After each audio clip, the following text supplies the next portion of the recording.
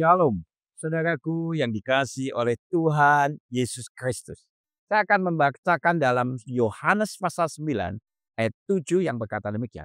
Dan berkata kepadanya, pergilah, basuhlah dirimu dalam kolam Siloam. Siloam artinya yang diutus.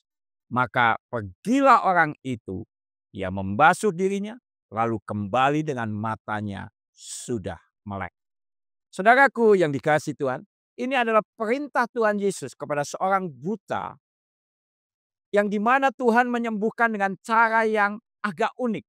Yaitu Tuhan meludah ke tanah lalu mengaduk-aduk tanah itu dan mengoleskannya pada mata orang buta itu. Dan orang buta itu disuruh pergi ke kolam Siloam untuk membasuh mukanya itu. Saudaraku yang dikasihi Tuhan, apakah Tuhan tidak bisa langsung menyembuhkan? Pasti bisa. Tetapi dari kisah ini kita bisa belajar bahwa orang buta itu mengajarkan kepada kita tentang pergi dengan iman. Tentu sangat aneh sekali ketika dia dalam perjalanan ke kolam Siloam. Banyak orang yang akan bertanya, apa yang ada di matamu itu? Dan dengan iman, dengan percaya, dia berkata, aku akan pergi ke kolam Siloam dan aku akan basuh. Karena itu yang diperintahkan Yesus supaya aku bisa melihat. Dan ketika dia pergi dengan iman, maka yang terjadi adalah kesembuhan terjadi.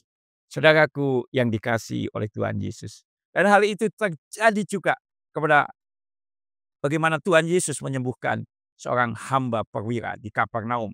Dalam Matius 8 ayat 13 dikatakan demikian. Lalu Yesus berkata kepada perwira itu, pulanglah dan jadilah kepadamu seperti yang engkau percaya. Maka pada saat itu juga sembuhlah hambanya. Perwira itu tidak harus Yesus bisa datang ke rumahnya. Tapi ketika Yesus berkata, pergilah, pulanglah. Maka jadilah sesuai dengan iman dan itu terjadi. Oleh karena itu saudaraku yang dikasihi Tuhan, apapun yang sedang kita hadapi masalah hidup kita, percayalah kita punya Tuhan yang mampu dan sanggup untuk menolong. Jadi pergilah dengan iman, berjalanlah dengan iman, dan kita akan melihat mukjizatnya. Haleluya. Amin. Jika saudara diberkati, saya bisa subscribe dan bagikan.